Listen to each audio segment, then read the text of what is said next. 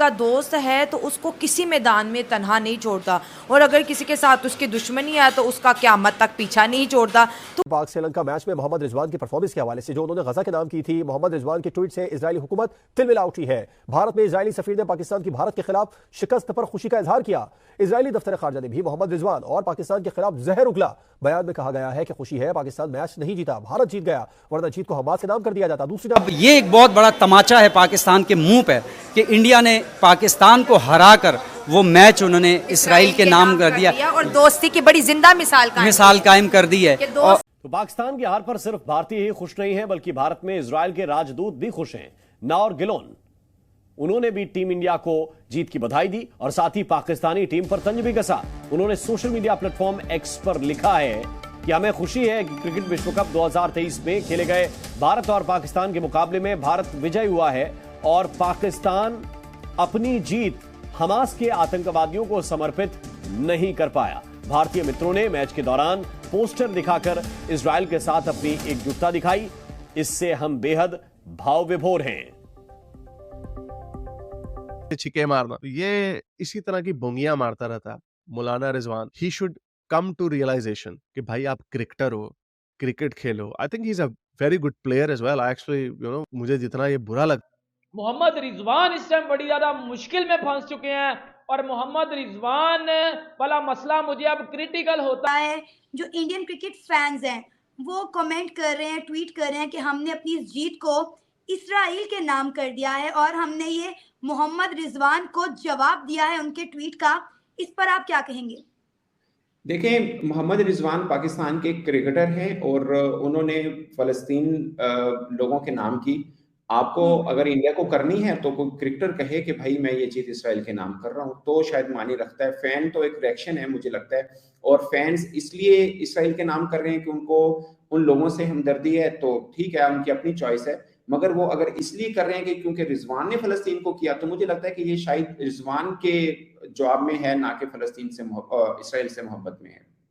तो रिजवान के सामने किसी और मजहब का नारा लगा दो, हालेलुया कह दो, हेल मदर मैरी कह दो, जय श्री राम कह दो या ओम कह दो, जो मर्जी कह दो, बिकॉज ये एक वो सेल्फ राइचियस किस्म का आदमी है जिसको सवाए अपनी हर जगह के अंदर मजहब को घुसाने, टिपिकल एक पाकिस्तान का पिंड से आया हुआ वो बंदा जिसने अपनी एक क्लासिक ब्रेन वॉशिंग हुई, उसके बाहर उसने दुनिया के कोई आदाब वगैरह ना सीखी। मुसलमानों की प्रॉब्लम है। हालांकि हम देखते हैं, अभी मैं देख रहा था कि बहुत सारे इंडिया में ये जो जय श्री राम के इसके ऊपर नारे लगाए गए, एग्जैक्टली आई सपोर्ट दैट। मेरा ख्याल से और लगाने चाहिए, हर मैच में लगाने चाहिए। लेकिन इंडिया की अपनी लिबरल क्लास जो है अपने लोगों को कंडेम करी कि यार ये काम ना करो। भाई क्यों ना करो? ये बंदा जब हर वक्त हर एक के सामने अल्लाह अल्लाह करता रहता है, नमाजें पढ़ता रहता है कि पाकिस्तान के ज्यादा लोग बाकी के खिलाड़ी मुसलमान नहीं है, वो तो नहीं इस तरह की नमाजें पढ़ते, वो तो हर जगह के अंदर अल्लाह नहीं घुसा देते। ये एक अजीब उसकी फुटपाथ के ऊपर बैठ के अमेरिका में वहां पे नमाज पढ़ रहा है, तस्वीरें खिंचवा रहा है, जबकि साथ ही मस्जिद है वहां पे मैनहट्टन में कुछ 4 मस्जिदें सुना, वहां पे नहीं गया। उस फुटपाथ के ऊपर पता वहां पे कोई जब वो टुन हुए होते हैं गोरे, तो वो वहां पे फुटपाथ पे भी सुसु कर देते हैं, लेकिन उसको उसकी कोई परवाह नहीं। तो ये एक शोबदेबाजी है, ड्रामेबाजी है जो ये पूरी दुनिया को दिखाता है। तो इसको बात आ जाती है कि आखिरत में क्या है? आखिरत में वही है जिसको हम साबित नहीं कर सकते, वही अंधेरे से छिके हमारे एटमोस्फियर में आ गई क्रिकेट और उसमें आ गया पाकिस्तान वैसे ही उसको शौक है मुस्लिम उम्मा का मामा बनने का। उन्होंने साबित कर दिया अभी गाजा के नाम करेंगे। इधर से इंडिया जो है वो उसके ने चूंकि इजराइल का साथ दिया है। जवाब दिया है ना रिजवान का जो ट्वीट था, और रिजवान ने अपनी जीत को गजा के लिए यानी फ़लस्तीनियों के नाम किया। तो इसी तरह चूंकि इंडिया सपोर्ट करता है इसराइल को, उनका फ्रेंड है वो। हाँ जी, तो उसने फिर उनको टैग किया। तो अब उन्होंने बेसिक इंडियंस ने ये जवाब दिया है रिजवान के ट्वीट का।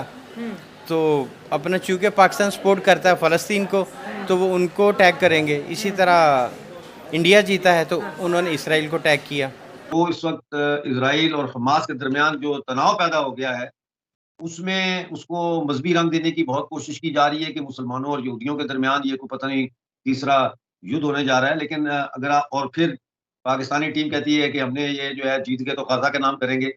बेहतर होता वो कहते हैं कि हम हमास के नाम करेंगे, क्योंकि गाजा तो बेचारे गरीब लोग वहाँ फ़लस्तीनी 80% फ़लस्तीनी वहाँ बेरोजगार है। तो गरीब तबका है सारा जो असल फ़लस्तीनी है, और उनको हमास ने यरगमाल बनाया हुआ है, बिल्कुल ऐसे जैसे अफगानिस्तान को तालिबान ने यरगमाल बनाया। देखो ना 18 साल से गजा में इलेक्शन ही नहीं हुए, ठीक है। और अगर इजराइल उनको 500 मेगावाट बिजली ना दे रेगुलरली, तो वो वैसे भी अंधेरे में रहेंगे। हमास ने वहां पे कौन सा कोई हाइड्रो पावर प्रोजेक्ट्स लगाए हैं या जो है वो ऐसा कोई सिस्टम है कि वहाँ बिजली पैदा होती है, वो तो बिजली। मोहम्मद रिजवान ने ग्राउंड में नमाज पढ़ी, मैं भी मुसलमान हूं, ठीक है।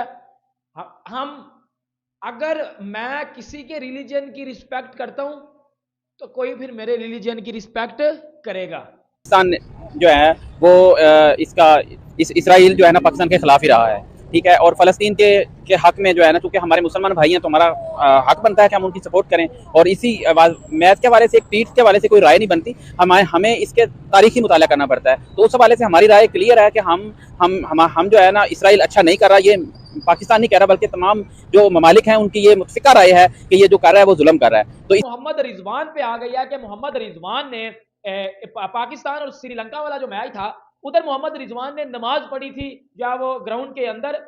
और उसके बाद मोहम्मद रिजवान के ऊपर 14 तारीख को जब इंडिया और पाकिस्तान का मैच था, उसी दिन उसी वकील ने, जिनका नाम जो है वनीत जनरल बताया जा रहा है, उन्होंने मोहम्मद रिजवान के ऊपर हैवी किस्म का केस किया है। लाइक जो जैनब अब्बास पे केस किया गया था वो इतना बुरा, मतलब बड़ा नहीं था, लेकिन जो मोहम्मद रिजवान के ऊपर केस किया गया वो बहुत बड़ा है। और साथ वो जो एक पेज भी है उसके ऊपर लिखा गया है कि जी मोहम्मद रिजवान ने India versus Sri Lanka versus Pakistan के मैच में नमाज पढ़ी और ये किया वो किया, जो भी उधर चीजें थी अंदर सारी लिख के मोहम्मद रिजवान के हवाले से अंदर जमा करवा दी गई हैं। और मोहम्मद रिजवान को वो जो केस है वो साइबर क्राइम वालों के साथ भी उन्होंने रब्ता किया है और केस भी जो है वो मोहम्मद रिजवान के ऊपर जो है वो रिपोर्ट। इस वक्त जो है ना, इसराइल एक इंसानियत के साथ जो जुल्म कर रहा है और जो ज्यादती कर रहा है, उन सब को देखने के बावजूद इंडिया की हट धर्मी है। ये बहुत बड़ी ज्यादती है कि मतलब वो इसराइल के नाम कर रहे हैं। और ये तो इंडिया और इसराइल दोस्त हैं। हमास ने 5000 रॉकेट दागे इसराइल पर, तो दोस्त को सपोर्ट कर रहा है। और ये दोस्ती की बहुत बड़ी मिसाल है। देखिए, हम अपने पॉइंट ऑफ व्यू से अगर बात करें तो पाकिस्तान तो फलस्तीन को सपोर्ट करता है, लेकिन उनके पॉइंट ऑफ व्यू से अगर बात की जाए तो उनकी दोस्ती देखिए कितनी बड़ी, अपनी जीत उनके नाम कर दी है। बिल्कुल ये बात बिल्कुल कि अपने दोस्तों को सपोर्ट करना चाहिए, ठीक है। लेकिन लम्हा फिक्रिया और वो ये है कि पाकिस्तान कहाँ है, पाकिस्तान कहाँ खड़ा हुआ है? फलस्तीन के लिए पाकिस्तान ने आवाज़ उठाई है। मुझे अफसोस हो रहा है, बहुत मतलब एक अफसोस के साथ कहना पड़ रहा है कि हमारी रियासत कहाँ है। हमारी रियासत तो है ही नहीं है आजकल की। आप देखें, अभी कल जुमे का दिन था और फ़लस्तीन के लिए आवाम निकली है, लोग निकले हैं फ़लस्तीन का फ्लैग उठाकर फ़लस्तीन के लिए एहतजाज करने, तो आपकी रियासत ने उन पर भी डंडा चला दिया। यानी कि आम आवाम को इस बुरी तरीके से मारा है। आवाम को आपने नहीं देखा? नहीं, मैंने नहीं देखा। सड़कों पे मारा है, उनको गिरफ्तार किया। क्या वजह था कि फ़लस्तीन का झंडा नहीं उठाना? जी, फ़लस्तीन के लिए झंडा नहीं उठाना क्योंकि हम गुलाम हैं अमेरिका के। अच्छा, मतलब हुकूमत इसराइल को सपोर्ट कर रही है? इसराइल को सपोर्ट। पाकिस्तानी हुकूमत। आप बता दें किसने बयान दिया? आपके किसी आर्मी चीफ ने? आपके मैंने कोई नहीं देखा। तो फिर हम तो मिनहासुल कौम इस वक्ती के इंतहा को पहुंचे हुए हैं और हम लोग सोए हुए हैं क्योंकि हमारे अंदर गैरत तो है ही नहीं। पाकिस्तानी कौम तो जागेगी नहीं क्योंकि हमारे जो करता धरता है वो सब अमेरिका के पिट्ठू है। उनको डॉलर चाहिए, इधर से डॉलर, इधर से डॉलर, उधर से डॉलर, फिक्स करवा दिया गया है। अब बात ये पाकिस्तान में उठ रही है कि हमने वर्ल्ड कप नहीं खेलना, पाकिस्तान टीम को वापस बुलाओ। अब बात दो तरीके से उठी है और बात ये उठी भी है कि पाकिस्तान में अब जो बात चल रही है वो ये चल रही है कि अब आईसीसी के आगे ये बात की जाए और इंडिया के ऊपर भी केस करवाया जाए, क्योंकि मोहम्मद रिजवान जब आउट होके वापस गए थे तो मोहम्मद रिजवान को क्राउड में जय श्री राम की जो है आवाज़ें लगाई गई थी और ये भी बात गलत है। ये पाकिस्तानी मीडिया में बात जो है वो कवर की जा रही है और पाकिस्तानी सोशल मीडिया के ऊपर, ट्विटर के ऊपर अब देख सकते हो कि ये चीज़ें ट्रेंड कर रही हैं आज बड़ी ज़्यादा कि मोहम्मद रिजवान जब आउट हो गए हैं तो उनको जो है वो जय श्री राम की आवाज़ें लगाई गई हैं, तो उनके ऊपर भी केस किया जाए जो है वो इंडिया के ऊपर भी। ये अब आईसीसी को जो है वो पीसीबी को चाहिए कि वो आईसीसी को डायरेक्ट धमकी दे और बताए कि ये क्रिकेट से जो फलस्तीनी है वो 6 एंट्री पॉइंट्स जो हैं वहां से एंटर होकर इजराइल में आते थे और काम करने डेली बेसिस पे और फिर वापस चले जाते थे। तो अब वो तादाद 2 लाख तक पहुंच चुकी थी, यानी सालाना 2 लाख लोग डेली बेसिस पे क्रॉस करते हैं बॉर्डर, काम करते हैं आके इजराइल में और इजराइल के कारखानों में, फैक्ट्रियों में, दफ्तरों में काम करते हैं और इजराइल की तनख्वाह खाते हैं और फिर वो वापस जाके वो तनख्वाह जो है वो हमास भी उसमें से अपना भत्ता चार्ज करती है चंदे के नाम पे और फिर अपना गुजर बसर वो करते हैं।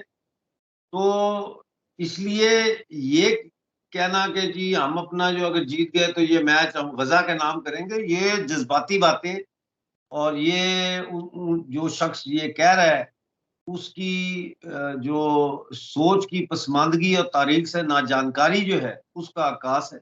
उनका जो एक स्टैंड है वो बड़ा ज़बरदस्त है किसी भी मैटर में। जी बिल्कुल, उनका जो भी स्टैंड है वो अपनी मुल्की सतह पे है और उनकी इकोनॉमिकल जो उनकी वर्थ है या जिस तरह वो ग्रो कर रहे हैं तो उनके अंदर तो वो चीज़ बोलेगी।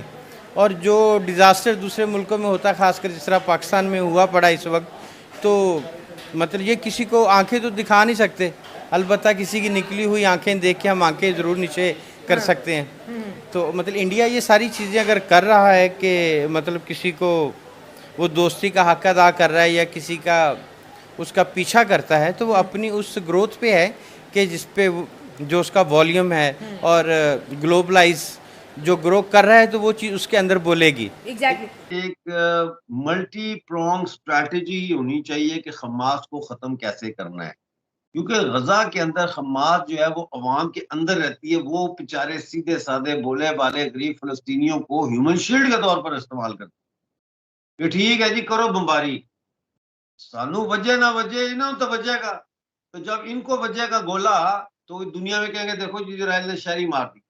जो है इस ये महसूर है हमास के हाथों में, और यहाँ अमन कायम नहीं हो सकता, क्योंकि हमास अगर अमन कायम हो जाए तो हमास खत्म हो जाती है।